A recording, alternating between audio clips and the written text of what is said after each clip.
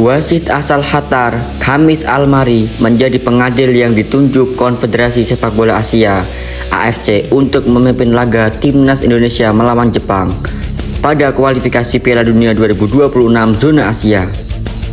Dalam pertandingan yang berlangsung di Stadion Utama Gelora Bung Karno pada 15 November 2024, Khamis Al-Mari akan menjadi pemimpin pertandingan antara Timnas Indonesia kontra Jepang.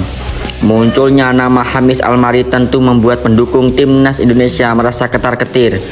Pasalnya, wasit asal negeri jiran Arab itu kerap kali bertugas secara kontroversial karena berat sebelah.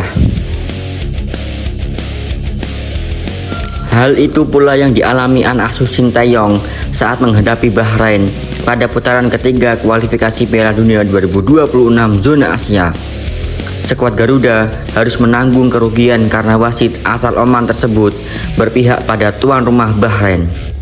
Lantas, bagaimana rekam jejak Khamis Al-Mari di dunia perwasitan? Apakah pendukung skuad Garuda bisa berharap cemas dengan kepemimpinan wasit asal Oman dan Qatar itu? Sebagai informasi, Khamis Al-Mari merupakan salah satu wasit elit yang dimiliki oleh Federasi Sepak Bola Qatar. Dalam karirnya di dunia perwasitan, dia sudah menjadi wasit internasional dengan lisensi FIFA sejak tahun 2010. Kiprah wasit kelahiran 6 Juli itu memang termasuk mentereng, sebab Khamis Al-Mari itu sudah mendapatkan tugas dari AFC untuk memimpin pertandingan ajang kualifikasi Piala Dunia 2018. Pada ajang tersebut, dia memimpin 12 pertandingan. Tak hanya itu, Khamis Al-Mari juga mendapatkan penugasan untuk memimpin pertandingan Piala Asia 2019 yang berlangsung di Uni Emirat Arab. Selain itu, dia bertugas di kompetisi dalam negeri seperti Qatar Star League. Wasit berusia 40 tahun itu pernah memimpin laga beberapa kompetisi elit, termasuk salah satunya J1 League dan J2 League. Namun demikian, dia belum pernah mendapatkan kesempatan bertugas di Piala Dunia level senior. Khamis Al-Mari pernah bertugas di Piala Dunia U17 2019. Ketika itu, dia mendapat kesempatan memimpin 3 laga tersebut.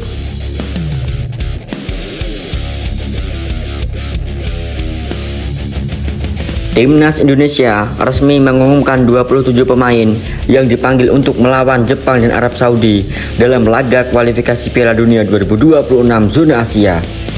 Turut diketahui bahwa Timnas Indonesia akan menjamu Jepang di Stadion Utama Gelora Bung Karno pada 15 November. Timnas Indonesia akan menjamu Arab Saudi pada 19 November. Dalam daftar 27 pemain itu, sejumlah pemain yang sebelumnya membela timnas ini tidak dipanggil Sintayong karena alami cedera. Para pemain itu ialah seperti Hernando Ari, Malik Rizaldi, dan Asnawi Mangko Alam. Kendati demikian, Sintayong memanggil 4 pemain pengganti yang sudah tak asing di Timnas Indonesia. Mereka adalah Yakob Sayuri, Yance Sayuri, Muhammad Riyadi, dan Justin Hubner. Ketua Umum PSSI Erick Thohir pun turut menginformasikan daftar 27 pemain itu melalui akun Instagram pribadinya. Erick Thohir mengatakan pemain itu akan berjuang habis-habisan untuk mendapatkan hasil baik saat melawan Jepang dan Arab Saudi. 27 pemain Timnas Indonesia akan berjuang untuk Garuda melawan Jepang dan Arab Saudi di kualifikasi Piala Dunia, ucap Erick Thohir. Menanggapi Erick Thohir, netizen pun memberikan dukungan penuh untuk Timnas Indonesia dan Menteri BUMN itu. Ayo Pak, manfaatin sisa laga dengan lolos Piala Dunia. Kalau tidak lolos, sangat disayangkan. Kita udah melaju sangat jauh. Ada pula netizen yang menyarankan agar 11 pemain itu yang pertama diturunkan seluruhnya pemain naturalisasi. Selain itu, ada juga netizen yang berharap Erick Thohir bisa terus memimpin PSSI. Menyala Pak, jangan kemana-mana Pak, di PSSI saja. Kalau di PSSI nggak dimusuhin siapa-siapa kecuali karbitan.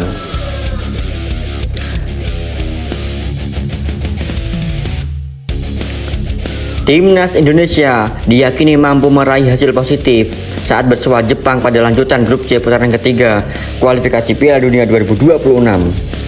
Menurut jadwal, pertemuan antara Timnas Indonesia melawan Jepang berlangsung di Stadion Utama Gelora Bung Karno pada 15 November.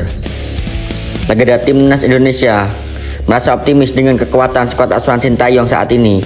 Dia melihat adanya lonjakan level permainan karena diperkuat amunisi pemain keturunan yang berkualitas.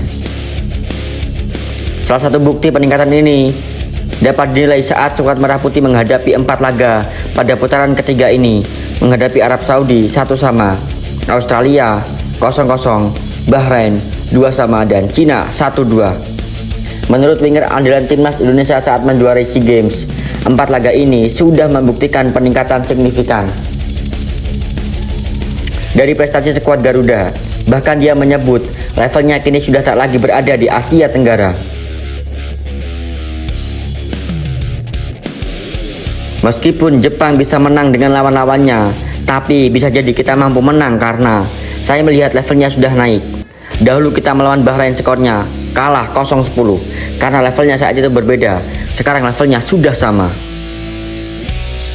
Lelaki itu juga menjabat sebagai instruktur pelatih PSSI itu mengatakan setidaknya ada 2 kunci utama yang bisa dimaksimalkan Sintayong untuk meraih hasil terbaik ketika menghadapi timnas Jepang. Counter attack bakal menjadi kunci keberhasilan timnas Indonesia saat melawan Jepang. Sekarang kan serangan balik kita bagus. Kalau itu bisa dimaksimalkan, saya yakin bisa menang melawan Jepang. Selain itu, dia juga mengakui kehadiran Martin Paes bakal menjadi pembeda pada laga ini. Hal ini sudah dibuktikan kiper itu saat pamornya ikut naik di negeri Paman Sam setelah tampil apik bersama skuad Garuda.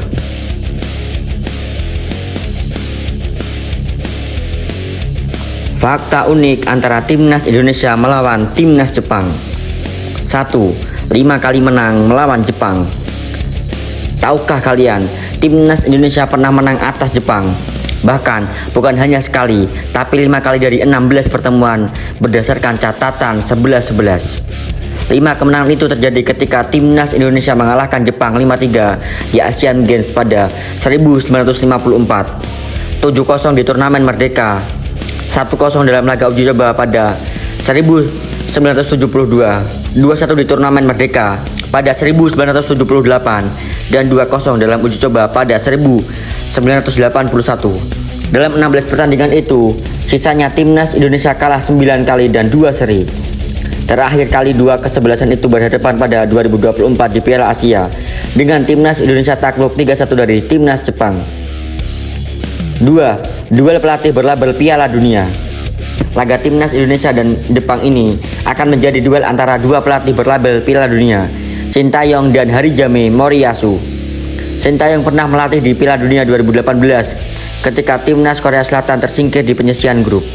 Sementara itu, Moriyasu memimpin Jepang yang gugur di 16 besar. Sepanjang karir, keduanya baru bertemu sekali.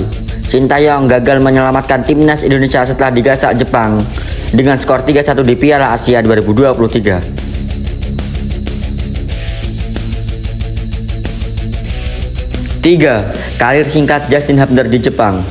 Pemain yang kemungkinan akan dipanggil timnas Indonesia untuk melawan Jepang. Justin Hubner pernah berkarir singkat di negeri matahari terbit pada beberapa waktu lalu. Justin Hubner bergabung dengan Cerezo Osaka sebagai pinjaman dari Wolverhampton pada Maret 2024. Namun, hanya berlangsung hingga Juli tahun yang sama meski kontraknya sampai akhir musim. Selama bermain untuk Cerezo Osaka, Justin Hubner hanya 8 kali tampil dari 26 pertandingan di Liga Jepang, Piala Liga Jepang, dan Piala Emperor 2024.